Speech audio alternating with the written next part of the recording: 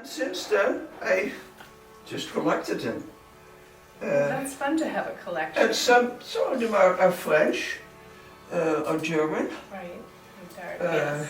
You see this French on Yeah. here. And, Yeah. That's fun. well, That's, this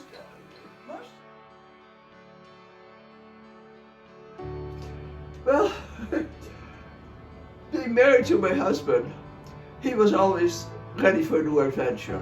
Oh, And wow. I went along with it, I guess. You know, after a while, it was too much adventure when he, you know, his mental status sort of deteriorated, and he had his own issues. And so my husband applied for a job at Mack Trucks in Hagerstown, and he got it, and then we moved. yeah. And at the time, you know, being young and foolish and crazy, you know, you do it. Then I look back and thought, my goodness, we had 2 babies and we moved and did. Right. You're right, though. You just kind of go with it Yeah, at a certain yeah. point. So, well, good for you. All right, so you were in Maryland, and then you came to Philadelphia, or no? Oh no. You probably already know all of it, but I always like how Yeah, well, we were in Hagerstown. Well, my husband kept losing his jobs too. So speaking to that sense of adventure, right? yeah, Get a job, throw away. we were on the move a lot. So no, we lived there until '72. He lost his job. Then he got a job in Ithaca, so we moved to Ithaca, okay. and we lived there. And you have a talk a little bit about your education too, Antonia. I know we've talked about your husband and other people, but like, what about Well, your own interests and your own studies? Well, I was the oldest of the family, and your higher education was not part of my family. You know, I graduated from high school, whatever high school there was, when I was 15, and then I was expected to support my family. And I did that, and I could type and do, you know, whatever clerical things. And so I did that. And so I was a secretary for many years. Wow. Until I met my husband, and when I was 20, he was everything my parents weren't. I mean, they were such.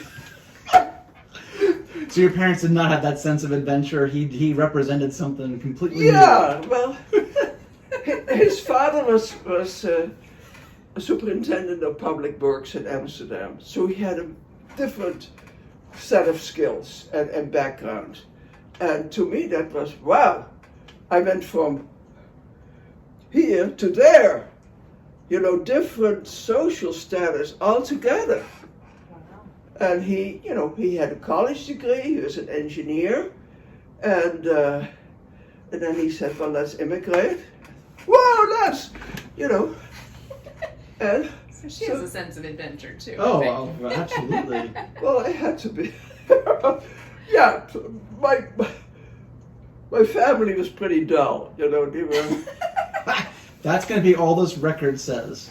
Huh? My family was pretty dull. Well, except for my grandfather, you know, he was an elder for 36 years, and he knew all the answers. So then let me ask you a psychological That's a long question. time. So your family's pretty dull, as you said. Yeah.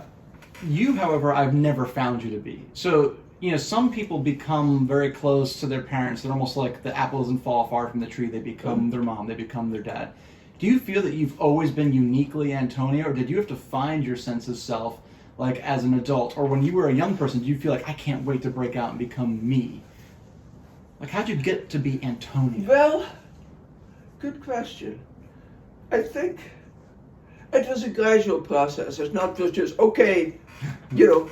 I think getting to know my husband, who was much more sophisticated than I was, you know, and his father was obviously, you know, superintendent of public works, you know, in Amsterdam. Wow. Yeah. You know, that was quite a And Amsterdam was the big city, whereas we were small town nowhere. I mean, it was, the town was established in 1237 and hadn't changed for 700 years. So, you know, it was like he opened a whole new world for me. My husband did. Mm. And so when he said, let's immigrate, like, wow, you know, no opportunities, get away from, you know, things were not that great in the 50s in Holland or anywhere in Europe. Recovering. And so when he said immigrate, okay, that sounded like an adventure. Mm. And I was all for it. Well, what else should life be, right? I mean, life should be an adventure if we're living it the way we all hope, I think, right? Yeah, and it has Some take greater It risks. has been an adventure ever since, I tell you. So if you were to take stock of your life, I know this is like a loaded question, it's a huge question. Would you say that you've lived the life, Antonia, that you wanted to live? Whoa. It has been a good life and a tough life. And I think we talked about it before, that my husband had serious psychological problems and lost his job, and then no job, no income. By then, in the late 70s, I started to take some classes at college and got a degree at Cornell. And I thought it was, you know, if I could only learn about what people with problems, psychiatric problems, what they're going through, maybe I could help my husband. That was the initial idea. Well, then I did that. I got Cornell, and then of course my son was killed, which in a way, you know, we were in a pretty bad situation because Ted wasn't working anymore. I was working at the chicken farm as a secretary. There was no income. Nothing. Mm. And well, Ted became more and more depressed. But in his good days, he was fun, adventurous, ideas. But he was getting more and more depressed. And I didn't know how to deal with that. You know, I was 1 year away from Cornell, graduating, or still working. But Cornell was there, and I could get take my classes in the evening. And suddenly, I couldn't do it anymore. There was no money. And then my son was killed. And suddenly, and I told you that, here was money. I mean, an awful way to get money, to get, you know, some money from his dying. And for a while, Ted picked up, you know, money. So he was getting more depressed too, because he wasn't earning money. So what were we going to do? And so sad as this, you know, Walter's death brought in some money.